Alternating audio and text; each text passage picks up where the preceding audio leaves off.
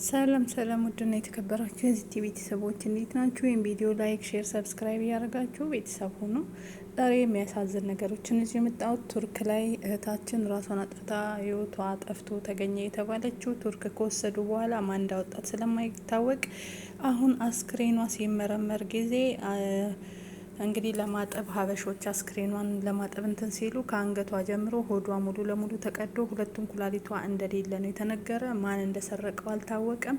ሀሳብ አስተያየት ስጡ። ሲቀጥል ደግሞ ስለ አለልኝ አዘነ አሟሟት ማለት ነው። እንግዲህ አሁንም አዲስ ነገር መጥቷል። ቤተሰብ ላይ ጫና ደርሷል። ስለ ሁለቱም ነገር ሰምታችሁ ሀሳብ አስተያየት ስጡ። በፍርድ ቤት ዘንድ ተቀባይነትን ስላገኘ ያን ማድረግ አንችልም እና በሚል ነው የከሳሽ አቃቤ ሕግ ይግባኙን አንጠይቅም በማለታቸው እኛም አልጠየቅንም። ነገር ግን በመሀል ደግሞ እነሱም ያው መብት ያላቸው ይግባኝ መጠየቅ መብት ያላቸው የተወሰነብን ውሳኔ ፌር አይደለም፣ ትክክለኛ አይደለም ብለው ጠየቁ። አሁን እኛ ለምን ጠየቁ አይደለም የጠየቁበት አግባብ ነው። አሁን እነሱ የዚህ የተፈረደባቸው ፍርደኞቹ ጠበቃ ሂደቱን ለማካሄድ የደቡብ ኢትዮጵያ ክልል ፍትህ ቢሮ ያለው ወይም የክልሉ ጠቅላይ ፍርድ ቤት ያለው ጎፋ ሳውላ ነው። ከጎፋ ሳውላ ደብዳቤውን አጽፎ አምጥተው ይግባኝ ደብዳቤውን አጽፎ አምጥተው ለጋሞ ዞን ከፍተኛ ፍርድ ቤት መዝገብ ቤት ላለችው መዝገብ ቤት ሰራተኛ ነው ይዘው የሄዱት። ይህን ሂደት የዞኑ አቃቤ ሕግም አያውቅም። ይግባኝ ስለመጠየቃቸው ከማን ጋር ለመከራከር እነሱ እንዳሰቡ ባላውቅም እነሱ የተፈረደባቸው ፍርደኞች ጠበቃ ሄደው ወረቀቱን አይሜን ደብዳቤውን አምጥተው ለልጅቱ ሰጥቷል። ልጅቱ አጋጣሚ ሂደቱን ታቋለች እና ስታይ አይ አትሰጥም፣ ለእናንተ ፋይል አሽጌ አልሰጥም ትላቸዋለች። በዚህ ሂደት ውስጥ ምንድን ነው የሚለው የተከሳሽ የፍርደኞቹ ጠበቃ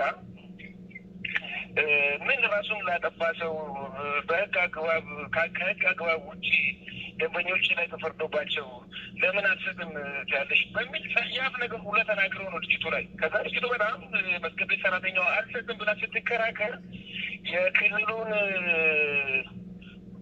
ዳኛ ማለት ነው ሂደቱን የሚመለከት ዳኛ መጥቶ መውሰድ አለበትና እሱ መጣ። ከዚህ ከጠበቃቸው ጋር እንትኑን ማንነቱን የሚገልጽ ማስታወቂያ ያሳየ። ልጅቱ ሙሉ ፋይሉ አሽጋ በካኪ ፖስታ አድርጋ ማህተም አድርጋ ትታቸዋለች። መስጠቱ አይደለም ሂደቱ ይታይልኝ ብሎ የጠየቁት ወላይታ ሶዶ ነው። የክልሉ ሰበር ሰሚ ችሎት ወላይታም ይታያል፣ አርባ ምንጭም አለ፣ ዲላም አለ፣ ጂንካም አለ። ስለዚህ አሁን ሙሉ ነገራቸው ያለልኝ ንብረት ያለልኝ ገንዘብ እስከዛሬ ድረስ በእጃቸው ነው ያለው። እኛን ተረጅ እኛ እያንሻለ ነው። ለምሳሌ ባለቤቷ እዚህ መጀመሪያ ላይ ሲመጣ አንቺ በተንሰፈሰፍሽው ልክ ባሉ ባልየው ለልጆቹ የላከውን ድምፅ ስሚ ሳሪ እየሰማው ነው። ለይላ የሚታወሩት እየሰማው ነው። ምናል አንቺ ካለሽ ጊዜ የሚታወራው ማንም የሚያወራው እየሰማው ነው። አስገብኝ እኔን አስገብኝ።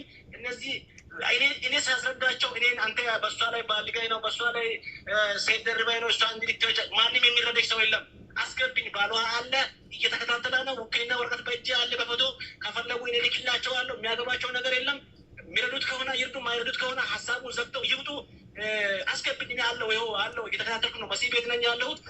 መሲ ቤት ነገር አንድ በአንድ እየተከታተልኩ ነው። እኔን አስገብኝ ባሏ አለ እየተከታተላችሁ ነው ብለሽ እኔን እንዲያስገቡ ንገሪ። ለምን ትከራከራለሽ? አንቺ ያለ ውክልና አንቺ ረሰን አጥቋል አትችልም። እነሱ ትላንትና እኔ ገብቼ በቤታቸው ሳለት ሲነሳ አወራ ምን አሉ? በሌላ እየሳለቁ እየሳቁ ምን እያሉ አልነበረም? በምን ሳሪ የማነሳት መሲ የማነሳት ይቀበላት እንጂ እያለች እኔ መቼ አዞሩኝ? ችግር ምንድን ነው? በምን ንርዳይ መጣ ቢያርግ በአንዴ መቼ አሉኝ? እነሱ አንዴ ሳሪ ሚውት አርጊ፣ ሳሪ ሚውት አርጊ፣ በአንዴ ሚውት አርጊው። ጂጂ ያውልሽ እየመረረህ ትውጧለህ። ገንዘብ በስሟ እዚህ ሚዲያ ላይ አትለምንም። እየመረረ ትውጧለህ። ገንዘብ በዝች ልጅ የተነሳ ገንዘብ አሰበስብ። አንተ እኮ አስክሬኗን ለመቀበል ኢቭን እዚህ ገስት ላይ እንኳን መጥተክ ምንም ቢራ የሆነ ትንሽዬ በረሮ የሞተብህ እንኳን አትመስልም። ዛሬ ሬሳዋን ውክልና እዛ ቀበሯት ሲሉስ እዛ ቀበሯት ስትሉ ነበር። ወደዳችሁ ጠላችሁም እንኳን ከአንተ የበለጠ እነ ጂጂ ናቸው እየደከሙላት ያሉት። ኦኬ አንተ ወራዳ ከዚህ በኋላ ኤምባሲን የሚያክል ተቋም ኤምባሲ ስራው ይሄ ነው። ኤምባሲን የሚያክል ተቋም እዛ ቁጭ ብሎ ለምን ጂጂ አንቺ ግለሰቧ ለምን በዚህ ደረጃ ትንከራተቻለሽ? አንደኛ ነው። ሁለተኛ ጥያቄ ደግሞ ኤምባሲ እናንተን የእናንተ የጀርባ አጥንት ሆኖ ሰፖርት ሊያረጋችሁ ይገባል። ሁለተኛ ነው። ሶስተኛ ነገር ደግሞ ጀነራል እናስገቡት። ሶስተኛ ነገር ደግሞ ለምንድን ነው እች ልጅ ለምርመራ ተብሎስ እቃው ከውስጧ ሆዷ ተቀዶ ኩላሊቱ ሁሉ ነገር ወጥቶ ማለት ነው ጂጂ ይሄ ነገርስ ማን ፈርሞ ሆዷ እንዲከፈት ማን ፈርሞላቸው?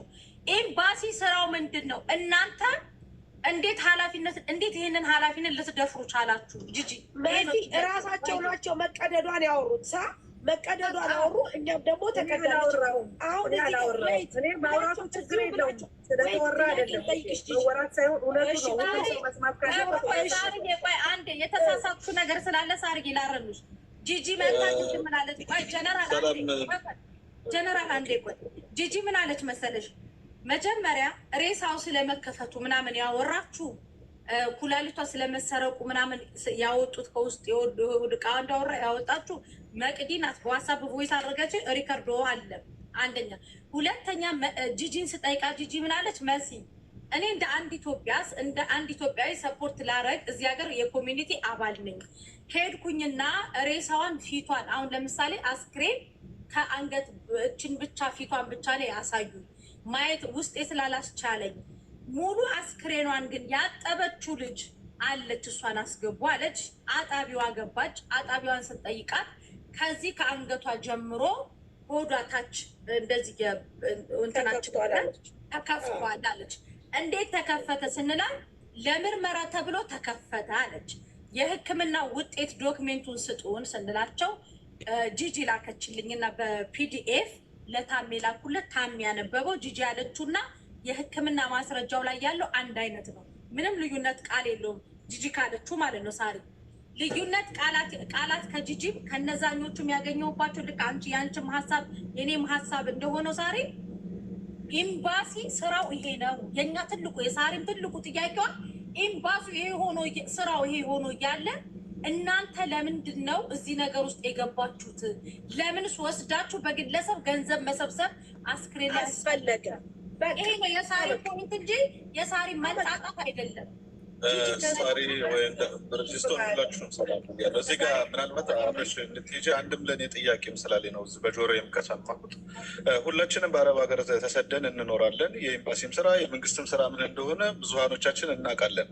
በአካባቢያችንም በዙሪያችንም ብዙ ሰዎች እንዳው ስደት ላይ ስንኖር በተለያየ አደጋ ራስን በማጥፋት የሚሆን በምንም ነገር የሞት አደጋ ሲመጣ ኤምባሲ ራሱ ቀደም እህታችን ስታወራ ጂጂ ምናልባት መልካም ስራ ለሰሩት ነገር ሁላቸውንም እናመሰግናለን። ግን የኢትዮጵያ ኤምባሲ በየትኛውም መቼም ለሳውዲ አረቢያ ያለ ኤምባሲ፣ ለዱባይ ያለ ኤምባሲ ወይም ደግሞ ለቱርክ ያለ ኤምባሲ ህጉ ይለያያል ብዬ አላምንም። ምናልባት ልዩነት ካለ በኋላ ታስረዱኛላቸው።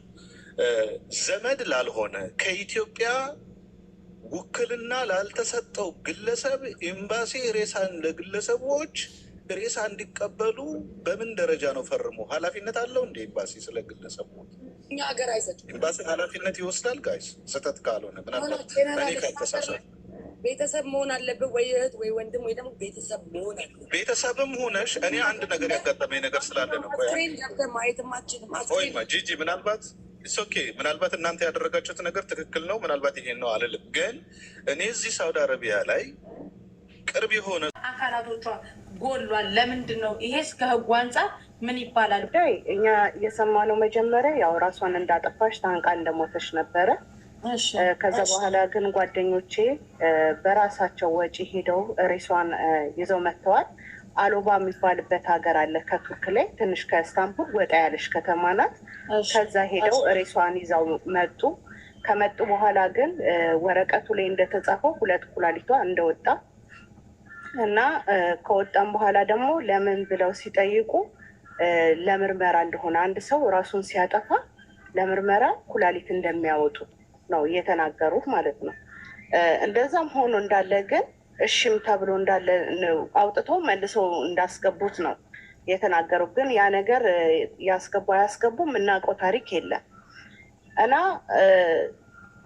ብር ሰውየው ወደ ሀገሯ ራሴ እልካለሁኝ የልጅቷን የሬሳ ገንዘብ ከፍዬ እልካለሁ ብሎ ነበረ።